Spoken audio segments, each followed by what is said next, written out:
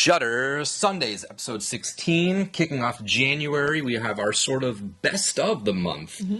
We're kind of going into last year, one last time, going through the best that Shudder had to offer us in 2024. So weird saying that already. Yeah, I almost slipped up there. I'll write 2024 on everything for the next 6 months. But for today, we're going to be going into Late Night with the Devil. Now, here's Mr. Midnight, Jack Delroy. Supernatural, sort of found footage, but not really. Released March 22nd, 2024. This is directed by the brothers of Cameron and Colin Cairnes. One of those two. Right. Probably. We'll see. But starring David Dastmalchian, who, phenomenal performance. You'll probably know him from The Suicide Squad, the Ant-Man trilogy, The Dark Knight. He had a part in Oppenheimer. He had a part in Dune. He's been kind of like very diverse. Yeah, he's like a that guy. Like you see him and you're like, he's just kind of been the side guy. His biggest breakout up until this point was probably Polka Dot Man in the Suicide Squad. But this was like this was his show to really take off. But this also starred Laura Gordon, who played June, who was in Saw 5 as somebody. I don't remember who. I just know that was in her IMDb. Her history. Ian Bliss as Carmichael, who was from the Matrix Reloaded, Matrix Revolutions. And then we had Ingrid Torelli as Lily, who has been in projects, but this was her, I believe, theatrical film feature debut. Okay. So some smaller roles on her resume before this. But why don't you give us a quick little rundown on Late Night with the Devil? All right. On Halloween night 1977, viewers across the globe were shocked by what they saw on their television sets. Host of Night Owls, the late night talk show, Jack Delroy is willing to do whatever it takes to boost his network ratings, even if that means making some sacrifices. Hint, hint. Ooh, spooky, scary.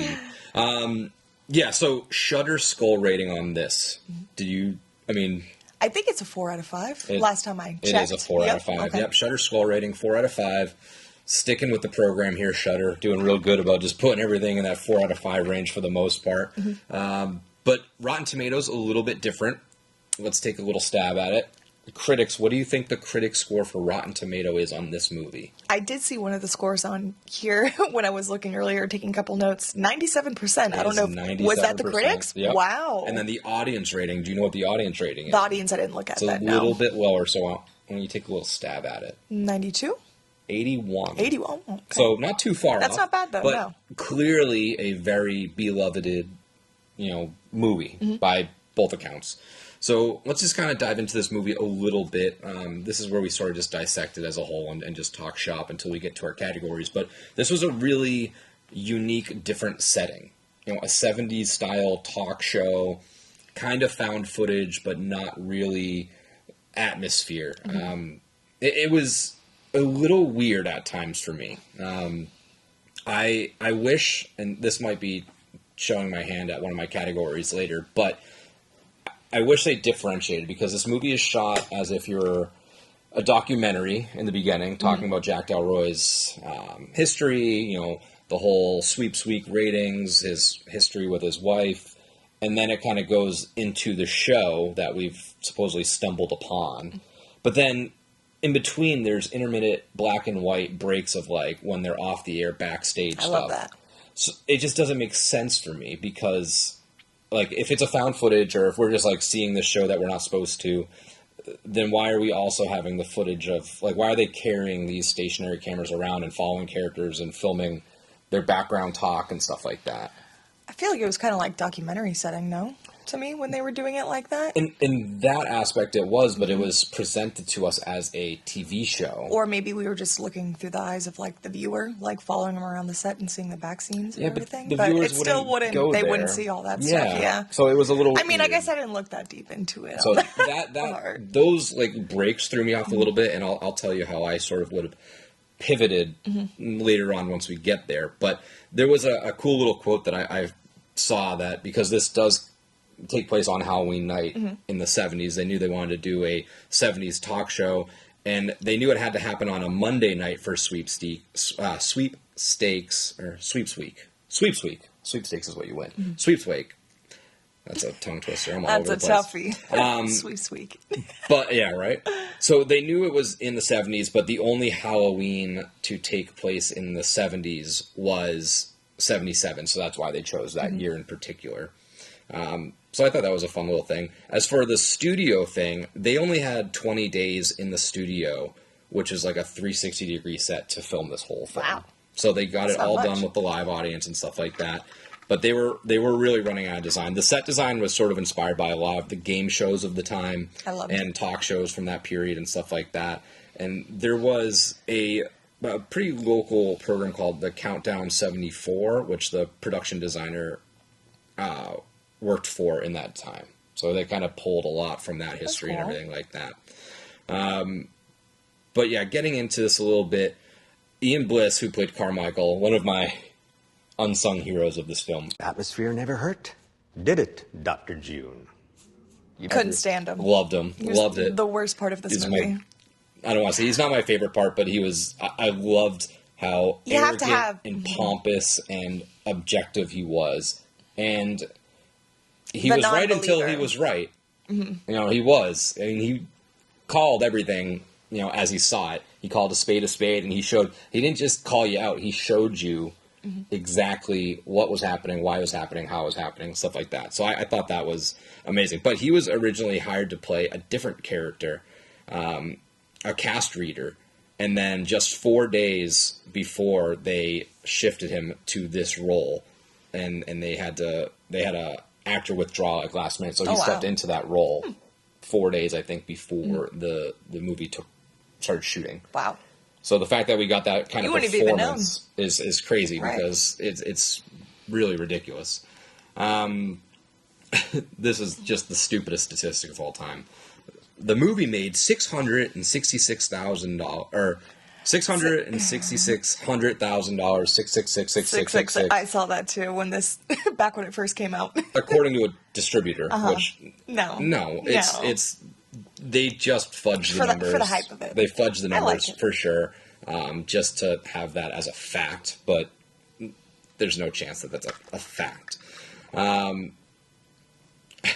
laughed so much. So in the very beginning, when Christo kind of does his like little appearance, does his little mind games, and then he starts projectile vomiting once he's having his problems or whatever.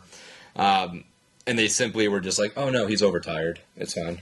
Like, just throws up black vial all over the set, screaming. It's like, let's get you back, fix up your makeup, get you a little bit of water. Yeah, he's just overtired. I thought that was a little silly moment, but it does go to show them just the willingness of the production to push forward their actors and be like, nope, the show must go on. Like, you're clearly dying.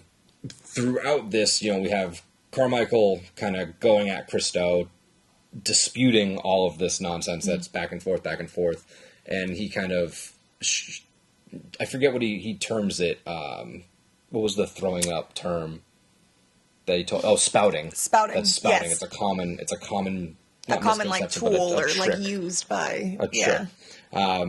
So we kind of, Christo moves off, gets off the show, and then we're sort of introduced to Lily, who is brought in by her guardian / caretaker, Dr. June. Please welcome Dr. June Ross Mitchell and Lily, the young subject of the book, Conversations with the Devil. Instantly creepy, won't stop staring directly into the camera, smiling, nodding, has very soft-spoken quality about her, and like immediately I would just call this thing off. Like, there's something very wrong about this. She is, kind of, like, oh, I know who you are, Mr. Delroy. And, the hard-hitting question, have you ever watched my show? I was like, no, I'm usually in bed, but I know who you are. It's like, okay, this has got to stop. This is, she's fucked up. But it's like, I guess we're in the 70s back then, probably just thought she was just a nice little girl. Yeah. Just nervous to be on the show. Sure. But Lily's backstory, essentially, there was this big, and that's another point of placing this in the 70s during the whole satanic panic ritual. Everyone was afraid of those cults and stuff like that. She was a child in one of those houses, occult houses, that was doing children sacrificing, all sorts of stuff like that. The house came under gunfire with police. There was a big fire. Everyone died except her. She was rescued. So June kind of took her in and has been working with her as her guardian, mentor, and stuff like that, and trying to, I guess, not cure her, but to put her at ease, because the whole theory is that she has this demon living inside of her, Abraxas, but she calls him Mr. Wriggles. Mr. Wriggles. Because he wriggles in and out of her mind. Who are these people? You know, so there's a constant back and forth between Carmichael and June and Lily, kind of debating, and him trying to dispute the fact that this is, you know, complete baloney. So Jack Delroy ends up pressuring June to perform a ritual to kind of shut him up, the naysayers, and let everybody know. Lily sort of pushes towards this as well, because she's like, no, I want them to know. So she kind of calls forth that demon, and we can see the transformation physically. Her voice changes. At one point, her voice talks in the voice of Jack's ex-wife. Ugh, Minnie, I love that part. Minnie. She's like, "Don't I look pretty, Jack?" And it's a really, it's not a blink if you miss it kind of moment, because it's a hearing thing. But if there was a it's a listen, quick scene. But that was supposed to be the voice of Minnie, the ex-wife of Jack. So she's levitating, voice is changing, everything like this, and we kind of cut to commercial. Gus, the little sideshow secondhand man, is pretty much being like, "We need to stop this. This is ridiculous." While Jack is getting fed information that this is the best, you know, rating they've ever done. They need to bring her back. They need to do more. All while Christo's dead now. They tell him. But you bring in Carmichael now to kind of defute this, and he performs hypnosis, stating that everything that Lily and June did was just hypnosis. He pulls out his clock. He hypnotizes Gus. And as viewers, we see Gus going crazy, pulling worms out of his face. His mouth, his eyes pop out with like crazy good practical effects. This wasn't meant to happen. And at this moment when I was watching it, I was like, okay, like this was very weird, because it was pretty normal up until this point, and then it got super body horror, and like, not that I'm opposed to it, but it seemed like a weird genre blend right there. And then we snap out of it, and it come to find out, they show the replay, none of this was happening. He hypnotized us, he hypnotized the audience, he hypnotized everybody to believe that what they were seeing was real, and that's how he proved what Lily and June did was in fact the same, you know, form of hypnosis. Until we check the tape. We roll back, and it's the opposite. We see what we actually saw, and from there, hell just breaks loose. Abraxas is here. Lily splits in half. The audience is attacked. They're running away. Gus's head gets snapped. Christo is lit on fire, and Jack merely escapes. And then we get hit with this crazy end montage of like him in the cult, kind of atoning for his sins of putting Lily up for this task and exploiting her and June, and we're kind of left with a pretty ambiguous ending. So it's a little wild there. You think it was ambiguous, the ending? Yes. It's because he all this happened is because he sold his wife's soul to the devil, and this is why all that stuff's happening now. I was curious too, though. So then at the very ending, right, we see these dead bodies. So he wakes up, and Lily is now just in his hands, dead. He killed her with the dagger. Right. Did he kill Gus? Did he snap Gus's neck? Did he light Christo on fire? Did he kill June? I think, and it especially added it with the big spiral in the background when it kind of had that thing. I think that was him going into his sort of spiral, going crazy, realizing what he'd done, having the devil not inside of him, but prevalent enough to where it's affecting his life every day now, and I guess the guilt eating him alive, and I think he just went crazy.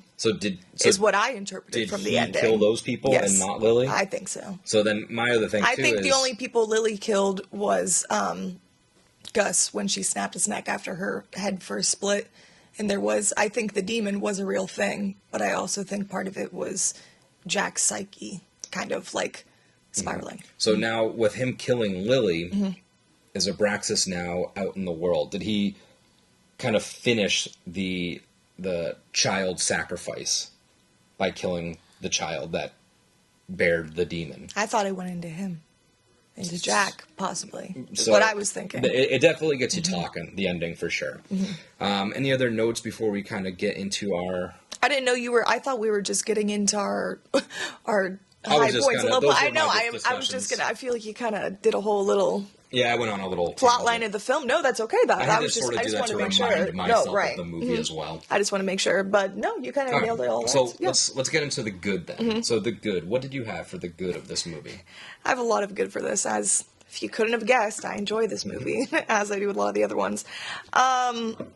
So I had posted earlier about my top films for 2024 and stuff like that. I feel like a big theme in horror this year was the fictional kind of television settings, like how we saw with this. I saw the TV Globe, Mr. Crockett, a couple other different things. I enjoy that aspect a lot. I think it's fun, especially with the 70s late night talk show setting. I feel like that makes for a very creepy atmosphere to begin with anyways. And I like that you mentioned the back and forth with the black and white, because I thought that was kind of fun, like being on air, being in color, being off air, being in black and white, even though it really kind of didn't make sense as to why they were back there, kind of like filming a documentary of his airing of the show, of the Halloween special. The cinematography in this was very cool. I think there's a lot of cool shots done. The practical effects were good. The only thing that I thought was a little... well, I'll talk about it later, but the spouting scene with Christo and the black vomit and stuff, I feel like they could have been done a little bit differently. But Jack's association with the Grove, I thought was an interesting aspect too, kind of where he met the devil. And there's the one scene where Lily's like, oh, and well, it's Abraxas talking, I should say, or Mr. Wriggle's talking through Lily, saying that they've met before amongst the tall trees, talking about him being at the Grove and stuff like that, and just like the different owls placed throughout the show, the night owls, the Halloween special. I just really like all those little additions. I thought that was fun, kind of to tie it into more of the occult setting and that kind of stuff. The person in the audience wearing the skeleton costume the whole time, kind of just like being in the foreground and being there, but not really having anything to do with it, I guess. I kind of thought there was going to be a little bit more from that character. I chalked it up as Halloween, and people were just sort of dressed oddly. Right, yeah. But I feel like even in some of the shots, like when they're all walking back into this crowd and stuff like that, all the audience was walking back in, or when they were walking out, it would kind of just like focus on them, or like it had that one like slow, like close-in shot of them on the crowd when it went into that. You go ahead. What are some good things you had for this? I was kind of I for a minute. for the good, I definitely had acting. Everybody was really good, but David really took the center stage here. He fantastic. Just was out of his mind, but he just portrayed that late night talk show, that Johnny Carson style host so well. Good evening, Night Owls, and thank you for allowing me into your living rooms once again. The off-the-cuff jokes that just, landed and kind of settled it. He was a great mediator between Carmichael, Christo, and then June and Lily. He was good at playing both sides and being open to exploring these anomalies and these really bizarre situations. He never really... It was never brought upon to be like a gag. Like, he didn't bring Christo on to laugh at him and embarrass him on TV. No, which I enjoyed that and too. He played a good role in that. For the good, I put how it's shot. I love that they went with the 70s aesthetic. They had it, grainy, TV-like. They shot it in a different format, so it looked, really altered. I thought that for a movie that took place essentially in just one spot, it flowed so well. It didn't drag at any point. I always thought the pacing was really good, because it was, and they had this at their benefit by writing it this way as a TV show, because they had bit, and they kind of broke it up well and carried along. It progressed the story up into the climax very well. I didn't feel like a down at all. I was never kind of bored or put in like a little bit of a story lull, right, where we see it got in and got out, and then it hit the ending, and then that was it. It had a bit of the anthology aspect to it too, kind of by going with each different persons with Christo and Carmichael and Dr. June and Lily and stuff like that. But it's still, like you said, blended together well and flowed together well. So, yeah. So the bad. What did you have for the bad? When Christo projectile vomits up the terribly fake-looking black vomit. I don't know why they just didn't, like, have him, like, throw up into his chest, like, black vomit so it could just be real and not look so, like, aggressive. Cheesy and aggressive. Yeah, and I just feel like it was so... And honestly, when it happened, I just think of, like, I'm not being able to get the movie right now. Maybe it's Jurassic Park or something where they, like, spit the acid from their mouth and then it like burns them. I thought that was going to happen, so I was kind of glad that it didn't, because I was like, that would have really done it in for me. Yeah. But some of the practical effects were okay. It's funny that you say the part when Gus was being hypnotized and his eyes were bulging out. I thought that was good, but then when they had him like peeling apart his stomach with the worms coming out, like you could clearly see it was such like a bodysuit, which was a little disappointing. I really didn't have too much bad for that other than like little nitpicky things. The ending, I feel like it was a little too drawn out for me. I thought the climax of the film was more so coming when Lily's head split open. Yes, yeah. I thought we were kind of ending at that point. I thought that was ending at that, and then it kept going for a little bit. It was really only like 20 minutes more, so it wasn't that bad, but I just felt like that lended well to be the ending, and it wasn't, so that just kind of threw me off a little bit. For the bad, I think we do have to obviously bring up the use of AI for imagery in this movie. Yeah. They used AI to create the little... not intro and outro cards, but the little images, stock images, essentially, of, like you were mentioning, the Halloween, stuff like that. And it's a divisive conversation, right? Obviously, with AI and art, you're sort of stealing art, you're taking people's jobs and everything like that.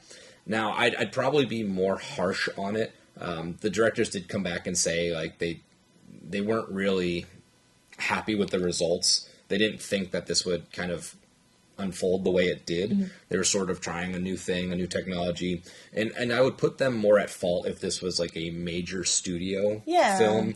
I think the fact that this is such a small budget thing, and the fact that the AI usage was so short and inconsequential. And I was going to say, it's not like it makes a huge addition to it. I mean, it was like title cards for like intermission kind of things. I mean, it's not like full on like artwork or like likeliness or sometone. But so I give them leeway in that sense, and the fact that this is a local small budget movie. Sometimes maybe the budget just wasn't there. You know, obviously you don't want to be like, hey, you want to create something for a movie for free? Okay, well, if not, then... you know, this is the route we have to a movie that ended up doing pretty well. Correct. But, you know, going into it, that wasn't the expectation. You know, obviously you always expect and want to make an amazing movie that's going to make a lot of money. But you can't be like, hey, I owe you. I'll pay you after the fact. Right. Like, no, it's a tough thing. I just don't, I don't think they intended for this to be such a lasting issue. Yeah. But it is an issue, especially in the media of film and video. You know, using that, it is theft. But, you know, I understand both sides of the coin there.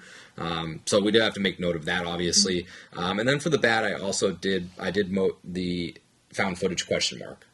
It would just, that part threw me off when we kind of went backstage, then we're back out, went backstage, went back out. I wasn't as in love with that. I almost would have loved it to just be, maybe it would have gotten boring, but if they just had a stagnant shot of the stage and all you could hear was the audio of them talking in the background, like a non-cut, because then you would just be like, oh, okay, this was the camera was rolling. I don't need to see who's talking to know what they're talking about. You know, you could just kind of flip back and forth to the different characters that are, of the people that are on the stage, not talking, just sitting there waiting. And that could have been the intermissions. I kind of enjoyed it, though, because I feel like, how you said that could have been the intermissions, I feel like they maybe just wanted to expand out from having that one setting of just the stage and kind of go backstage a little bit and delve in with the crowd and whatnot and not just have that stagnant area. Yeah. So I could see maybe that's why they did it that way, but... What was your top moment? So I had two of them, and they were honestly kind of little points. I had said it earlier, but when Lily is possessed by Mr. Wriggles and tells Jack that they've met before amongst the tall trees, but I also really liked when she And it's such a quick scene, like you'd said too, when she turns around, don't I look pretty, Jack? And then just like turns back and he like turns and he's like, of course. It's such it was such just quick things. They have so many in this. Like they have the ghost of his wife behind him with the little shitty CGI hand. Yeah. And there's multiple little faces that appear like very quickly, and if you like blink, little you Easter miss eggs, it. and I love it. And the actress who plays Lily, just watching her is so like entrancing. I just feel like she did such a great job for this being one of her more like breakout roles, I guess you would say. For